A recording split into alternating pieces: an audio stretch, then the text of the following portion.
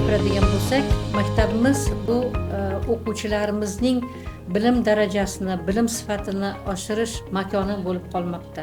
Ya'ni o'quvchilar o'zining imkoniyatlaridan foydalangan holda bizda ta'lim olmoqda. Maktabimiz rahbari Asmanova Elvira Shamratovna 2005-yili bizning maktabga rahbarlik lavozimiga tayinlangan. Biz Elvira Shamratovna bilan 20 yil mobaynida birga ishlab kelmoqdamiz. Maktabimiz 1982-yili qurilgan. Maktabimizning o'quvchilar soni hozir 2013 nafar o'quvchini tashkil qilib kelmoqda.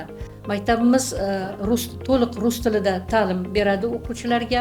O'quvchilarimizning barchasi birinchidan 11-sinfgacha ta'lim oladi. Maktabimizning yutuqlariga keladigan bo'lsak, 2005-yili Elvira Shamratovna maktabimizni qabul qilib olganda moddiy texnik bazamiz yetarli darajada, lozimli darajada emas edi. Eng birinchi navbatda maktab kapital remontga tushgan. Kapital to'liq remont bo'lib, 2021-2022 yillari davlat mablag'i hisobidan, investitsiya yordami bilan, mahalliy byudjet hisobidan Toshkent viloyati hokimligi, Yangiyo'l shahar hokimligi va boshqa mutasaddi organlarning yordami bilan maktabimiz rahbari Elvira Shamratovna tashabbusi bilan maktabimiz to'liq kapital remontdan chiqib, eng ko'zga ko'rinarli narsa bo'ldiki, bu maktabimizda juda ham boy va yangi zamonaviy talablarga javob beradigan kutubxona barpo etildi.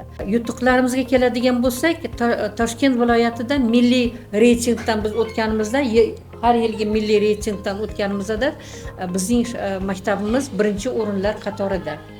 Shaxsan viloyat hokimi tomonidan bizning maktabimiz rahbari maxsus diplom bilan, maxsus tashakkurnoma bilan taqdirlangan. Maktabimizda yutuqlar juda ham katta. 76 nafar o'qituvchimiz hozir ishlab kelmoqda, faoliyat ko'rsatmoqda. Ulardan 12 nafari oliy toifali o'qituvchilarimiz, 15 nafari birinchi toifali o'qituvchilarimiz, 25 nafar o'qituvchilarimiz ikkinchi toifali o'qituvchilarimizdir. Hozirgi paytda yanvar-may oylari jarayoniga, malaka toifasini oshirish jarayoniga qolgan o'qituvchilar jalb qilib kelinmoqda. Hozirgi paytda 6 nafar o'qituvchimiz milliy va xalqaro sertifikatga ega. O'quvchilarimiz haqida gapiradigan bo'lsak, o'quvchilarimizning yutug'i juda ham katta. 28 nafar o'quvchimiz ingliz tili, nemis tili, koreys tillaridan va yapon tillaridan milliy sertifikatga ega. Ular hozir yana ularga bu yilgi o'quvchilarimiz qo'shildi. 9 nafar o'quvchimiz, ya'ni 30 nafar o'quvchidan oshiq o'quvchilarimiz milliy va xalqaro sertifikatga egalar. Yutuqlarimizdan yana bittasi juda ham namunali yutuqlarimizdan har yilgi bo'lib o'tadigan respublika asosiy fan olimpiadalarida bizning 11-D sinf o'quvchimiz Fazilova Venera va 10-sinf o'quvchimiz Asmanova Medeyalar rus tili va adabiyotidan respublikaga chiqdilar. Viloyat bo'yicha birinchi o'rinni olib, respublikaga chiqdilar. Hozir ular tayyorgarlik jarayonida. Bundan tashqari o'quvchilarimiz ma'naviy va ma'rifiy tadbirlarda faol qatnashib kelmoqda. Ulardan biri masalan aytaylikki, siz ekologiyani bilasizmi degan tadbirda bizning o'quvchilarimiz shahar bo'yicha birinchi o'rinni olgan va hududlar bo'yicha ikkinchi o'rinni olgan. Sport yo'nalishi bo'yicha ham o'quvchilarimizning o'ziga xos, o'ziga yarasha yutuqlari juda ham ko'p. Yana bitta yutug'imiz shundan iboratki, prezidentimiz Shavkat Miromonovich Mirziyoyevning oldiga qo'ygan maqsadlardan biri bu xorijiy tillarni o'rgatish. Ya'ni ana shu xorijiy tillarni o'rgatishning pog'onasi qay darajada, qaysi maktab yutuqqa ega bo'ladi degan sovrinni mana 3 yildan beri oldinga qo'yganmiz. 3 yildan beri bizning maktabimiz jamoasi mana shu tanlovda qatnashib kelmoqda. 2023-yili maktabimiz jamoasi 75 millionlik sovringa sazovor bo'ldi.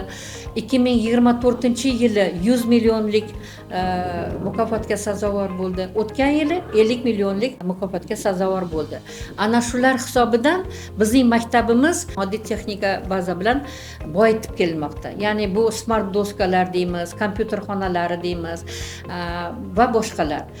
Har bir jamoamizning o'quvchilari ma'lum bir miqdorda 25% miqdorida pul mukofoti bilan taqdirlangan, 25% o'qituvchilar mukofotlangan, ularni tayyorlangan o'qituvchilar, qolgan 50% maktab fondiga o'tib, maktabning moddiy texnika bazasini boyitish maqsadiga yo'naltirilgan. Yutuqlarimizni yana bitta narsasi, o'tgan yili 2025-yili may oyida butun jahon xalqaro PISA ilmiy tadqiqot jarayonida bizning maktabimiz faol qatnashdi. Faol qatnashib, viloyat bo'yicha namunali maktab deb topildi va maktabgacha va maktab ta'limi vaziri tashabbusi bilan bilimdon o'quvchilar tanlovida ana shu PISA yo'nalishi bo'yicha 2 nafar o'quvchimiz birinchi o'rinni, viloyat bo'yicha birinchi o'rinni oldilar.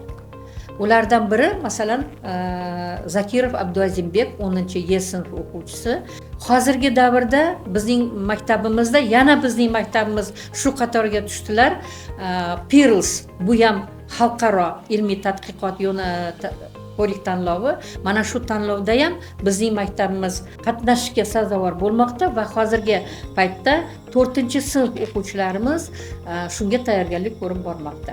Maktabimiz rahbarining maktabimizga qo'shayotgan hissalaridan biri bu o'quvchilarni bilim sifatini oshirish, maktabning moddiy texnika bazasini yaxshilash, o'qituvchilarimizni ma'naviy va moddiy rag'batlantirish, ya'ni direktor jamg'armasi fondidan rag'batlantirish. 29-30 nafar o'qituvchimiz maktab direktor jamg'armasidan maxsus qo'shimcha ustamalar olib kelmoqda.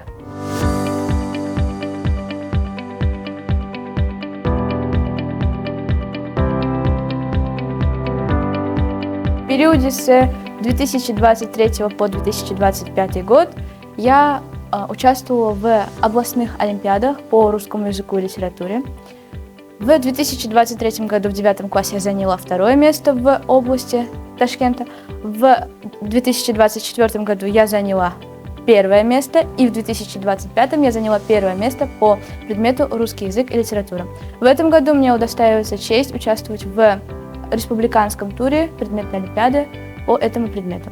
Особую благодарность я хочу выразить нашему директору школы номер 5 Османовой Эльвире Шамратовне, которая регулярно, постоянно поддерживает своих учеников, мотивирует, дает им колоссальные возможности. Искренне также хочу выразить огромную благодарность моему учителю по русскому языку и литературе Юлдашевой Диляре Тулкиновне, которая поддерживала меня, которая помогала, давала советы, которая занималась со мной. Благодаря ей и нашему директору, а также другим учителям в нашей школе создаются много кружков, много занятий, много мероприятий, где ученики могут проявить себя, показать свои знания, достижения. В нашей школе проводится зеленая инициатива, которая направлена на озеленение нашего города, школы. В этом году наши ученики, наша команда заняла 3 место в области Ташкента по этому конкурсу. Директор также поощряет хорошими наградами, дипломами, и это дает огромную мотивацию, благодаря которым ученики хотят, они стремятся участвовать. Хотелось бы отметить, что в нашей школе также проводятся кружки и мероприятия по английскому языку.